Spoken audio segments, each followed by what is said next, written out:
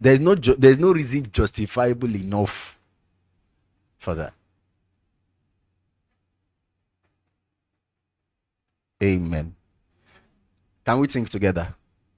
How many days did it cost you to get that salary? Talk to me. 30 days. Okay. Of course, technically. How many working days do we have in these 30 days? We have 20 working days. So let us say it cost you 20 working days. 20 working days. How many hours a day do you work? For some you have unofficial hours, Abby. So how many hours? 12 hours. Let's just say 10 hours. So that means it cost you 200 hours. Can somebody divide this by okay, let's just say 200 hours. It costs you 200 hours to get. I mean, you say what? It costs you about 200 hours for you to get your salary. Then it took you 5 minutes to finish it. Now, the issue with this is not that the needs that took the money from you, it's not like they are not legitimate, right? But this puts you in a disadvantage. This puts you in a disadvantage.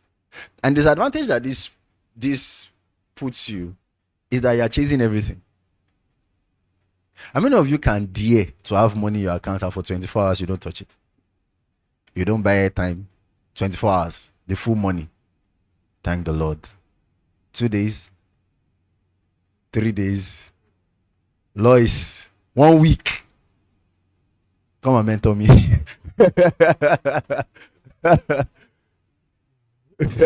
I'm not saying saving, so I'm saying the money is just in normal account. You did not touch it. You're just normal. Interesting. I need you see why I say I need even me, I need mentorship now. Wow. Now I just leave the money for maybe 12 hours. Of course, I already have plans on what I want to do. So when the money comes in, I just push it into the things I need to. But there are times I just feel like I need to feel like I have money. And I think one of the things we are going to deal with as we go on is that I will teach you that the psychology of having money brings more money. The psychology of having money. And this is why when you begin to save, when we say save money, people say that we save for rainy days. Then some people on the shower. And when they don't shower, they say, as you can see, rain don't fall. And the money goes. The thing about saving is not much about the money that you are saving, but about the habit. And not just the habit, the feeling. The psychological feeling of knowing that you have money somewhere.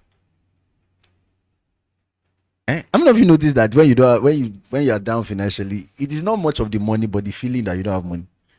Because it's not like you want to spend the money, but you are just not happy that you don't have it. Amen. So if you have financial chaos, what you need to do is just put order. And what I've discovered about this is not for everybody, but what I've discovered averagely is that most of us became breadwinners too early. We became breadwinners without bakeries. So while you still need to be parented, you've already become a parent. Why you still need to be fathered, you've already become a father. Why you still need to be mothered, you already became a mother. Right. So the moment money is coming to you and you're already thinking of family, sister, brother, auntie, uncle, mommy, daddy, and all that. Listen, this is not a prophecy of doom. If this is how you spend your money, you can never amount to anything financially. Oh, Pastor, are you saying I should not give them money? Well, I've not said so. But if that's what you think I'm saying, you are not far from what I've said. Let me tell you a story. So there's a family on an island. They were stranded there. And of course, they're on an island, they are stranded. But there is a boat. The boat can only carry one person. And in the whole family, there's only one person that could row the boat. Then the family are like, why are you leaving us here now? Let us go with you. Then the person is saying, this boat can only carry one person. Then sentimentally, the guy is thinking, should I go with them? Should I go with them? Should I not go with them? Because he knows if I put all this family into this boat, all of us will capsize in the river and die. But if I take this boat to the other side, I can get a bigger boat that can conveniently pick everybody and go back there. So what do you advise you should do? Now, whatsoever you advise him to do is what you should do to your finance. Listen, there is money that comes into your hand. It is your first seed. Not just for the things of God, but also for your life. It cannot take care of everybody. It can only take care of one person. If everybody eats that seed with you, you will not have anything to plant.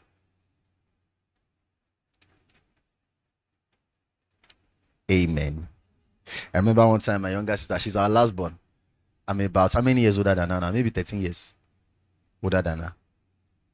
So she called me and said, now that I've entered school, you'll be the one sending me money. I said, your father is still alive.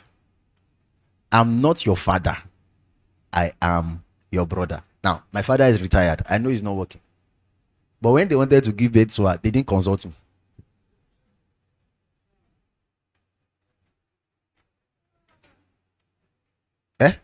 I didn't sign any document to say, we are giving birth to a baby. Do you agree? I didn't agree to anything.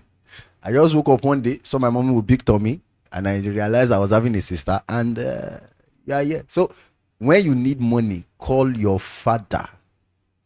Call your mother. If I have, I send to you. And if you call me, I say I don't have, there's nothing you can do about it. So when she's going to school, of course, she calls me and I send that money regularly. But I killed that thing that wants to put me under pressure. Because the reason you will spend money out of order is what? Pressure. Pressure. Pressure. Are you hearing me? Can I shock you? Can I say something that will shock you? Let's imagine now that the job you are doing that's giving you this money, let's imagine you lose the job, right? And now you don't have any money to send to them at home. Will they survive without you? You know. Are you aware they will survive without you? So you are aware?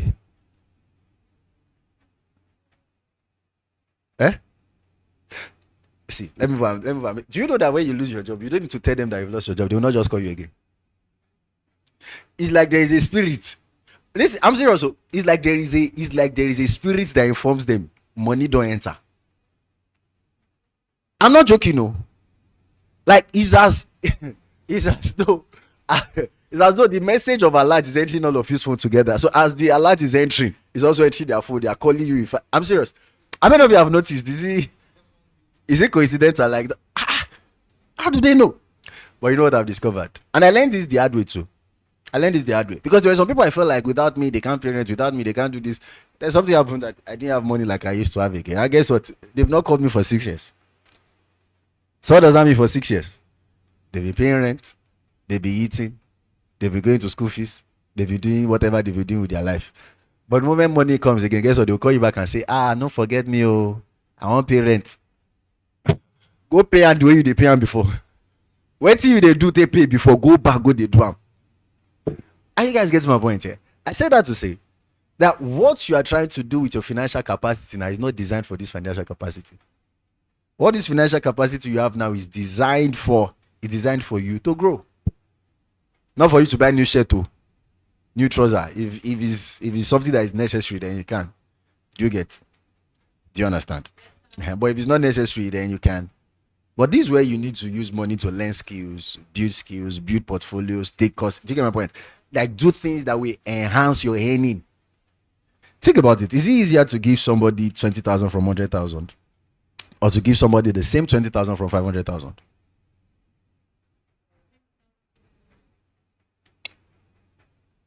Yeah. So that is what you do. So you use 100,000 to prepare yourself to earn 500. You use 500,000 to prepare yourself to earn 2 million. Or you're thinking that if I'm not earning 500,000, I should not give them 20,000. I should give them 100,000. I mean, that's already 1/5 of your earning. Don't you have a life? See, when it comes to finances, I'm looking for that text in Proverbs. Let me look for that text in Proverbs. It says, is it by cruelty a rich man sustains wealth? I think that's the verse. Have you seen it? Huh? Please let me put it up.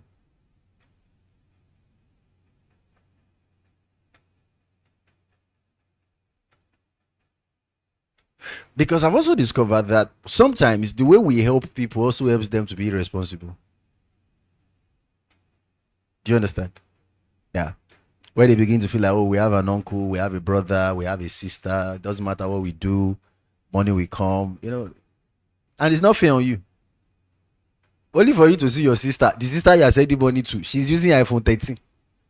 You that you are sending the money as using Android. Who say her? Is it not true? It's true. My younger sister came one day. She was we're coming out together. Then she gave me one cream. I said, which cream is this? She said, it's sunscreen. I said, sunscreen. She said, after you've used cream on your body, then you will take sunscreen to screen the body. Then I said, how much is the sunscreen? She said, 24,000. I said, this is not the real cream. Oh. This is the cream that you put on top of. Are you hearing me? This is not the main cream. This is the cream you put on top of the skin after you've used the main cream. My sister had sunscreen. She had hand cream. She had leg cream. She had face cream. Then she now has body cream. Then hair cream. Now, me, the sender, I have just one cream. And I use that one cream for as long as 3 months because I only cream face, fingers, and leg. So the cream, they last. No, that's how I use cream, face and leg. Not the one, though. Just elbow to fingernail. Elbow to fingernail. Then I cream maybe knee to toe. Knee to toe. So that way my cream goes 5 months. And it depends on where I'm even going to that determines the usage. Yes, it's where I'm going to that determines the usage. That is me. The one you are looking up to. Abi? Okay now. Okay. Then I was using my iPhone XS or something like that. When she was going to get down, she got her own brand new. Sister, where you dey get this money? Of course, she won't answer you. Where do you want her to get the answer from? Then, like Solomon said, then I looked, then I learned wisdom. Then me too. I looked and I learned wisdom. That after all, these people will survive because you are not their God. You are not their, in a world of 7 billion people. My mom. You know my dad is retired. And I think I've told you guys about my mom. My mom had a shop. Then the shop closed down and all that. Because my mom is this kind of person. She doesn't think of tomorrow. She doesn't have future plans. Her future plans is to be alive today. I'm serious. That's our future plan. She doesn't have one future that in 2 years' time I want to buy one thing. No. Her own is just let me be alive to see that 2 years' time. So anytime my mom comes around, she's always having a new clothes. I think I told you now. She went to Lapo to collect money to buy clothes. Because she said Lapo money is not money used to do business. You enter debt. She said if you want to buy clothes, you want to buy shoe, you use Lapo. That's her. Then anytime I go home, my mom is finer, she's fresher, she's fatter, more new clothes. Why now for they see this money? Say it's the money you sent. I know how much I sent. Listen, you are not God. Say after me, I am not God. Say after me, I am not God. They will be fine. And see, I know it is difficult to believe it. But wallahi, what's that? It's in the book of Jebediah. They will be fine. Because where you are, whatever you are earning now, is for your future. It's for you to build yourself for your future. Are you hearing me? Now, have I said you should not send money to anybody? I've said you should. I did not say you should not send. Well, listen, don't send your future. Let me tell you a story. Growing up, my dad came into some money. So what he did, of course, he was sending money to people, sharing money with people. Then he felt like, instead of me sharing money, let me establish businesses for all these people. So he's established spare parts shop, paint factory. He just established different things like that. Guess what? Those people ate it to the ground. You know why they ate it to the ground? They didn't have the capacity. They've lived on free things so long that when you give them something to manage, they don't have the capacity to manage it. So some of the wastefulness you see in people you send money to is because they are not working for the money now. It's because they are not working for the money. So that's financial chaos. The same thing with emotional chaos. You just open your emotion to everything, everybody, everywhere. If they say there's a rape case online, you shook mouth. If they say it's an allegation, you shook mouth. Nigeria is fighting one, you shook. Like, your mouth is just everywhere. Your emotion is just swinging. Emotional chaos. The same thing with even in health chaos. You eat nonsense, you eat debt, and you call it food. In the morning you eat indomie, by 12 you eat egg roll, by 1 you eat puff puff, by 2 you eat biscuits, by 3 you now eat lunch. What's the lunch? Spaghetti.